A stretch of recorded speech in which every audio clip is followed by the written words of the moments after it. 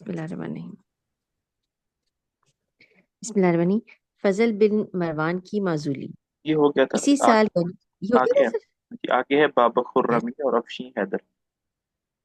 اچھا، یہ ہو گیا اچھا ٹھیک ہے ٹھیک ہے۔ بابک خرمی اور افشین حیدر۔ بابک خرمی کا ذکر اوپر ہو چکا ہے کہ مامون الرشید کے ایک سپہ سالار کو جو اس کے مقابلے پر گیا، بابک نے شکست دی اور کسی سے زیر نہ ہوا۔ شہر حاضہ کو اس نے اپنا مستقر بنا رکھا تھا اور ارد گرد کے تمام علاقے پر اس کی دھاک بیٹھی ہوئی تھی۔ قرب و جوار کے عمال اور رؤسا سب اس سے ڈرتے اور اس کی خوشنودی کے لیے اس کے آدمیوں کی خاطر بدارت کرتے رہتے تھے۔ خلیفہ متسم نے ابو سعید محمد بن یوسف کو بابک کی سرکوبی پر مامور کیا۔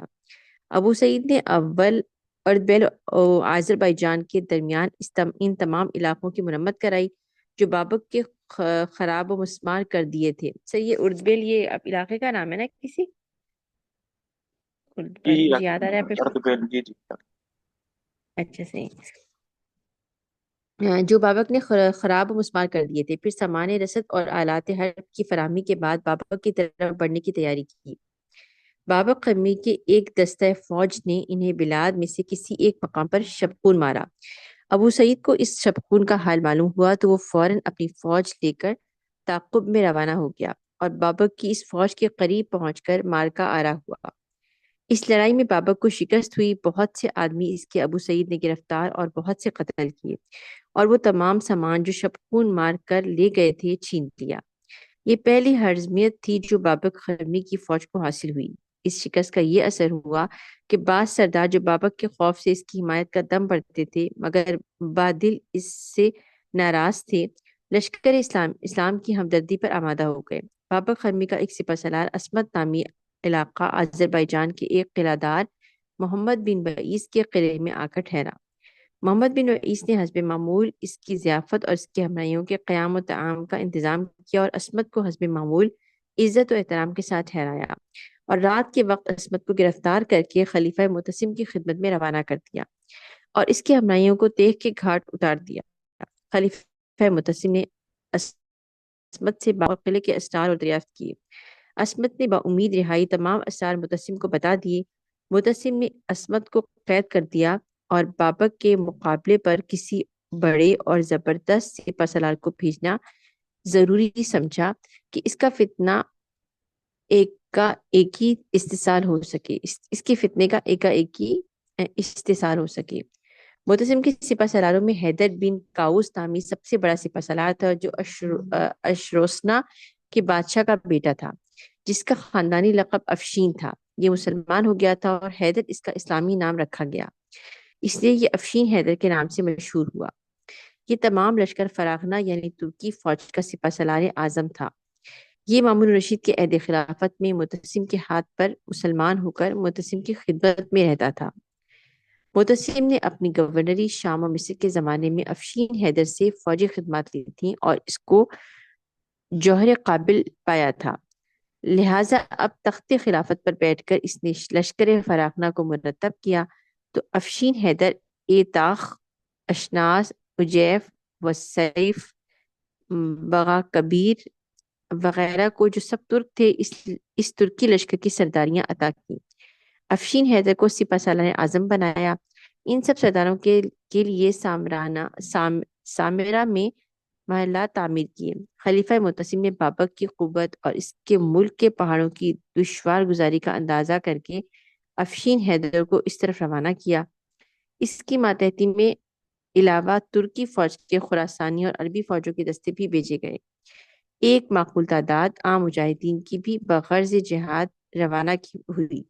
افشین نے وہاں پہنچ کر نہایت ہوشیاری اور قابلیت کے ساتھ سلسلہ جنگ شروع کیا۔ متسم نے افشین کو اس ساز و سامان اور لاؤ لشکر کے ساتھ روانہ کر کے بعد میں ایتاخ کو اور زیادہ تازہ دم فوج دے کر بطور کمکی روانہ کیا۔ چند روز کے بعد بغا کبیر کو سامان حرب اور ضروری سامان کے ساتھ روانہ کیا۔ فوج کے تمام مصارف و سامان و رسد اور ہر قسم کی ضروریات کے علاوہ 10,000 درم روزانہ افشین کے مقرر کیے، یعنی ایام محاصرہ اور ایام جنگ میں روزانہ 10,000 درم اور جن ایام محاصرہ جنگ نہ ہوا افشین اپنے خیمے میں رہے۔ اس روز 5,000 درہم افشین کو خزانہ خلافت سے کس سے علاوہ تنخواہ و وظیفہ کے اس جنگ بابک میں دیے جاتے تھے۔ جنگ بابک کا سلسلہ قریباً 1.5 سال تک جاری رہا۔ افشین اور اردبیل پہنچ کر ایک جنگی چوکی قائم کر کے پھر آگے تھوڑے تھوڑے فاصلے پر اس طرح چوکیاں قائم کرتا گیا کہ تمام سامان رسد کے پہنچنے، خطوط و پیغامات کے آنے جانے میں کوئی رکاوٹ پیدا نہ ہو۔ پھر ان پہاڑوں میں جو بابک کے تصرف میں تھے، اس کی حفاظت کر رہے تھے، داخل ہو کر فوجوں کو مناسب مقامات پر تقسیم کر کے کہیں جھنڈیوں کے ذریعے، کہیں قاصدوں کے ذریعے اور ایک دوسرے کی نقل و حرکت سے باخبر رہنے کا بندوبست کر کے بابک کی فوج کو ہٹاتے اور قلعہ بس کی طرف پسپا کرتے ہوئے آگے بڑھے۔ شب خون اور کمی گاؤں کا بڑا اندیشہ تھا، اس کا بھی افشین نے کافی خیال رکھا۔ آب و ہوا، موسم سرما کی شدت نے عربی اور عراقی لوگوں کو زیادہ خراسانیوں اور ترکوں کو کسی قدر کم ستایا۔ جعفر بن دینار خیاط رضاکاروں اور مجاہدوں کا سپہ سالار تھا۔ اس نے اور بغاوتیخ نے خوب جواں مردی دکھائی۔ بابک اور اس کے سپہ سالار عزین و طرح خان وغیرہ نے بھی قابلیت جنگجوئی خوب دکھائی۔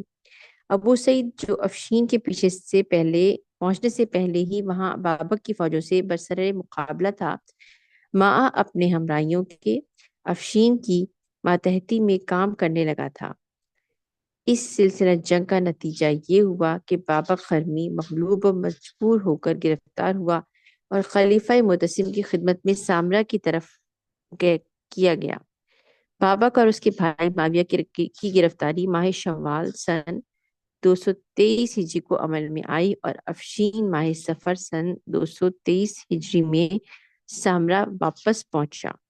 خلیفہ معتصم نے فتح اور بابک کی گرفتاری کا حال سن کر فرمان جاری کر دیا کہ ہر منزل پر مقام برزن آذربائیجان سے سامرا تک افشین کے لیے خلیفہ کی طرف سے ایک خلعت اور ایک گھوڑا مع ساز و براق پیش کیا جائے اور اس کا استقبال شاہانہ شان و شوکت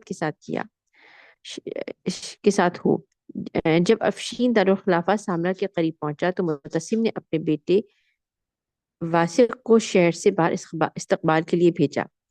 جب افشین خلیفہ کے دربار میں حاضر ہوا تو کرسی زر پر بیٹھ کر اس کے سر پر تاج رکھا گیا۔ نہایت قیمتی خلعت اور 20 لاکھ درہم بطور انعام اس کو دیے گئے۔ 10 لاکھ درہم اس کے علاوہ اس فوج میں تقسیم کرنے کے لیے عطا ہوئے۔ بابک کو خلیفہ معتصم کے حکم سے سامرا میں قتل کیا گیا اور اس کے بھائی کو بغداد میں بھیج دیا گیا۔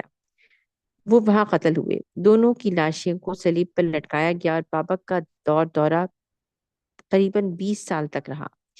اس عرصے میں اس نے 1,55,000 آدمیوں کو قتل کیا۔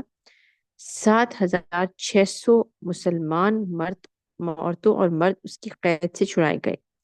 بابک کے اہل و عیال سے 17 مرد اور 30 عورتیں افشین نے گرفتار کی۔ آگے پڑھنا ہے سر؟ اچھا ٹھیک۔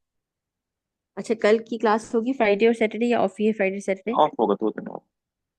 اوکے۔